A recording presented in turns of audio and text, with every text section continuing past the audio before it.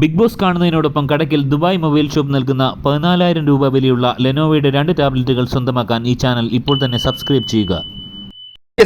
എല്ലാവർക്കും നമസ്കാരം. Big boss മലയാളത്തിൻ്റെ അണിയറയിൽ നിന്ന് വരുന്ന ഏറ്റവും സുപ്രധാനമായ ന്യൂസ് കഴിഞ്ഞ വീഡിയോയിൽ ഞാൻ പറഞ്ഞിരുന്നു. ഒരുപക്ഷെ എന്തെങ്കിലും ചാൻസ് ഗബ്രിക്ക് ഉണ്ടാകാം. ഒരുപക്ഷെ ഒരു സീക്രട്ട് റൂമോ അല്ലെങ്കിൽ എവിക്ഷനിൽ എന്തെങ്കിലും മാറ്റം, എന്തെങ്കിലും ഒരു ട്വിസ്റ്റ്, അതൊന്നും ഉണ്ടായില്ല.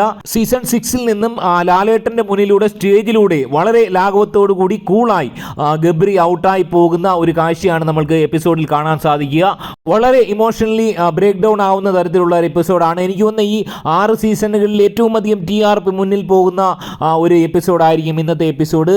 ഗബ്രിയേൽ എന്ന് പറയുന്ന ഒരു കണ്ടസ്റ്റൻറ്റ് നമുക്കറിയാം, ധാരാളം പഴികൾ പലരും പറയുന്നുണ്ടായിരുന്നെങ്കിലും നല്ലൊരു കണ്ടസ്റ്റൻ്റ് ആയിരുന്നു, നല്ലപോലെ കളിക്കാൻ ശേഷിയുള്ള ഒരു കണ്ടസ്റ്റൻ്റ് ആയിരുന്നു. പക്ഷേ വോട്ടിങ്ങിൽ ഗബ്രി എപ്പോഴും പിന്നിൽ തന്നെയായിരുന്നു. ഒരുപക്ഷെ ജാസ്മിൻ്റെ വാലയിൽ തൂങ്ങി സാരിയിൽ തൂങ്ങി നടക്കുന്നു എന്നുള്ള ഏറ്റവും വലിയ പരാതിയായിരുന്നു ഗബ്രി കേട്ടുകൊണ്ടിരുന്നത്. ഒരുപക്ഷെ ഇൻഡിപെൻഡൻ്റ് ആയിട്ട് കളിച്ചിരുന്നെങ്കിൽ ഏറ്റവും മികച്ച ഒരു പ്ലെയറായി മാറാൻ ശേഷിയുള്ള, വളരെ സ്പോണ്ടേനിയസ് ആയിട്ട് സംസാരിക്കുന്ന, നല്ല ഒരു ആറ്റിറ്റ്യൂഡുള്ള, ഹാൻസമായ ഒരു കണ്ടസ്റ്റൻ്റ് തന്നെയായിരുന്നു. പക്ഷേ ഗബ്രി തന്നെ ഗബ്രിയുടെ കുളം തോണ്ടി എന്ന് തന്നെ പറയാം. ഞാൻ മുൻപ് പറഞ്ഞിരുന്നു, ഒരുപക്ഷെ ഗബ്രിയും ജാസ്മിനും കൂടി ഒരുമിച്ച് ഒരു എവിക്ഷനിൽ വരുവാണെങ്കിൽ, അത് 50-ാം ദിവസത്തിന് ശേഷമാണെങ്കിൽ ഉറപ്പായും ഗബ്രി ഔട്ടായി പോകുന്നുള്ള കാര്യം ഞാൻ മുൻകൂട്ടി നേരത്തെ പറഞ്ഞിരുന്നു. അക്ഷരം പ്രതി അത് ശരിയായിരിക്കുന്നു. കാരണം ഗബ്രിക്ക് അന്നും ഇന്നും വോട്ടിങ്ങിൽ മുന്നേറ്റം നേടാൻ ഗബ്രിക്ക് സാധിച്ചില്ല.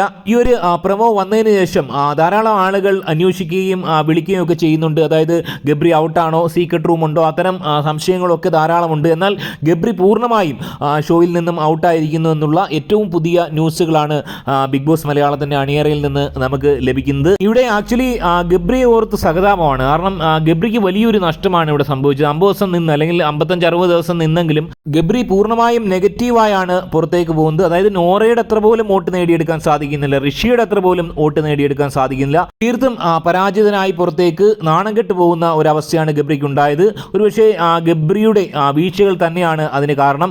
എനിവേ ധാരാളം ആളുകൾ, ഒരുപക്ഷെ ഗബ്രി ജാസ്മിൻ കോംബോ ഇഷ്ടപ്പെട്ടുകൊണ്ടിരുന്ന ആളുകൾക്ക് ഏറ്റവും വലിയ ഒരു തിരിച്ചടി തന്നെയാണ് ലഭിച്ചിരിക്കുന്നത്. ഈ ഒരു അവസ്ഥയിൽ ഗബ്രി ഔട്ടായി പോകുന്നത്.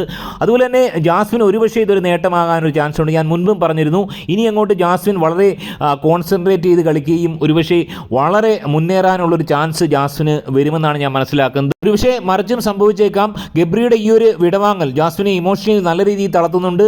ഒരുപക്ഷെ ജാസ്മിൻ ക്വിറ്റ് ചെയ്യാനോ അല്ലെങ്കിൽ ഇനിയുള്ള ഗെയിമുകളിൽ പഴയ പോലെ ഇൻവോൾവ് ആകാനോ സാധിക്കാതെ ജാസ്മിൻ പരാജയപ്പെടാനും ഒരു ചാൻസ് കാണുന്നുണ്ട്. എനിവേ ഒരു ടേണിംഗ് പോയിൻ്റായി ഈ സീസണിലെ ഈ ഒരു എപ്പിസോഡ് മാറുകയാണ്. റേറ്റിംഗിൽ ഏറ്റവും അധികം മുന്നിൽ പോകാനുള്ള ചാൻസ് ഉണ്ട് ഇന്നത്തെ എപ്പിസോഡ്. എനിവേ കൂടുതൽ അപ്ഡേറ്റുകളുമായി വീണ്ടും കാണാം. നിങ്ങളുടെ അഭിപ്രായം കമൻറ്റായി രേഖപ്പെടുത്തുക. മറ്റൊരു വീഡിയോ ആയിട്ട് കാണാം. ബൈ.